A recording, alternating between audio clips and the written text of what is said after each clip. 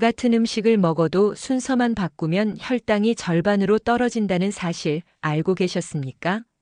지금 이 순간에도 수백만 명의 당뇨 전 단계 환자들이 잘못된 식사 순서로 혈당 스파이크를 만들고 있습니다.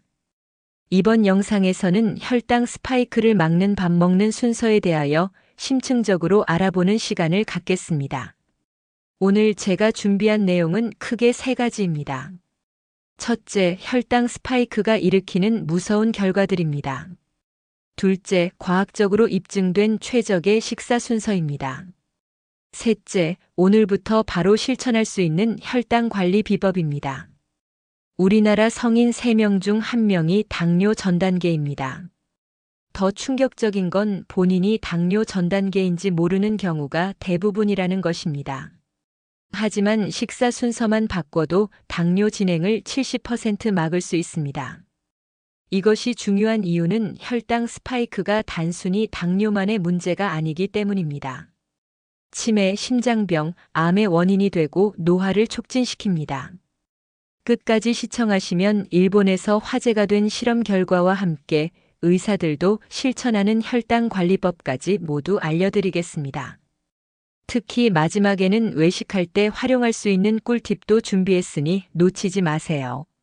시작하기 전에 저희 채널을 응원하는 마음으로 구독 버튼을 눌러주시면 큰 힘이 되겠습니다. 늘 감사합니다. 먼저 혈당 스파이크의 위험성과 증상에 대하여 알아보겠습니다. 첫째는 혈당 스파이크가 우리 몸에 미치는 영향입니다. 혈당 스파이크란 식후 혈당이 급격히 올랐다가 떨어지는 현상입니다. 정상인도 밥을 먹으면 혈당이 오르지만 140을 넘지 않습니다. 하지만 혈당 스파이크가 있으면 180, 200까지도 치솟습니다.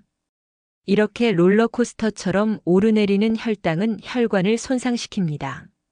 마치 고무줄을 계속 늘렸다 줄였다 하면 끊어지는 것처럼 혈관도 탄력을 잃고 딱딱해집니다. 이것이 동맥 경화의 시작입니다.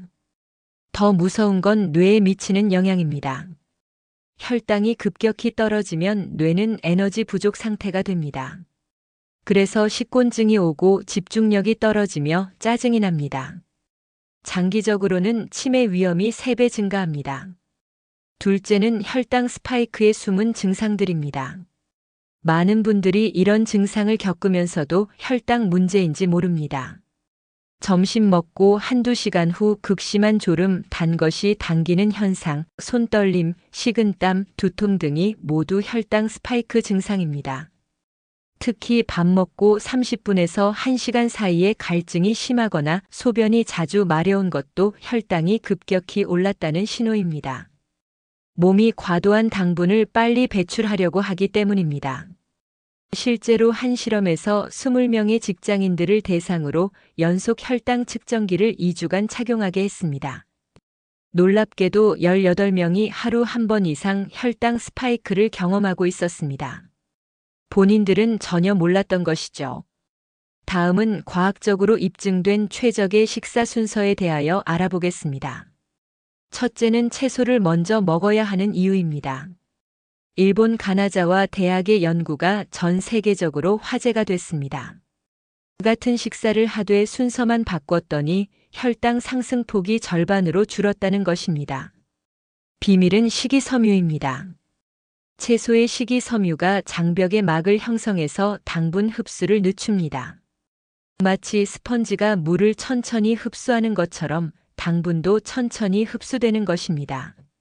중요한 건 양입니다. 최소한 주먹 1개 분량의 채소를 먼저 먹어야 효과가 있습니다. 상추 몇 장으로는 부족합니다.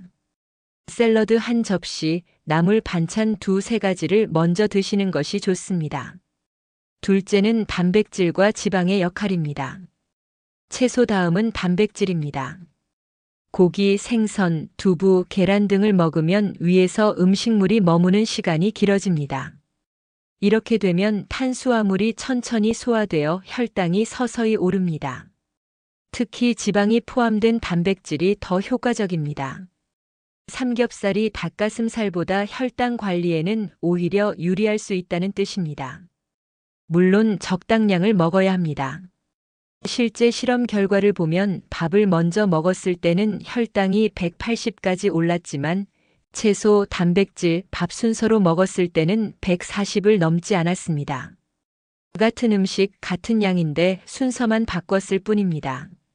마지막으로 실생활 적용법과 추가 팁에 대하여 알아보겠습니다. 첫째는 한식에 적용하는 방법입니다. 한국인의 밥상에서는 이렇게 실천하면 됩니다.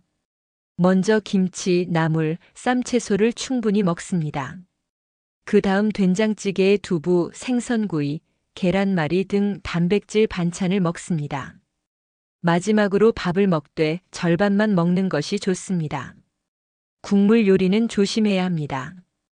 뜨거운 국물과 함께 밥을 먹으면 빨리 먹게 되고 혈당이 급격히 오릅니다.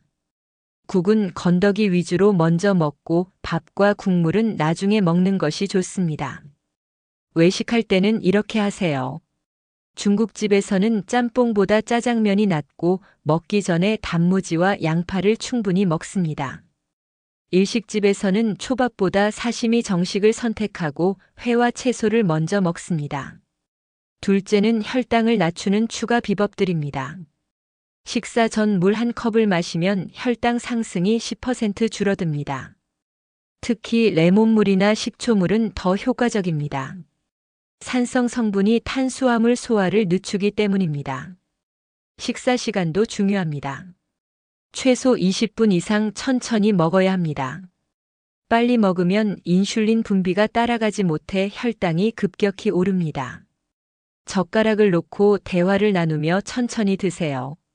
식후 바로 움직이는 것도 중요합니다.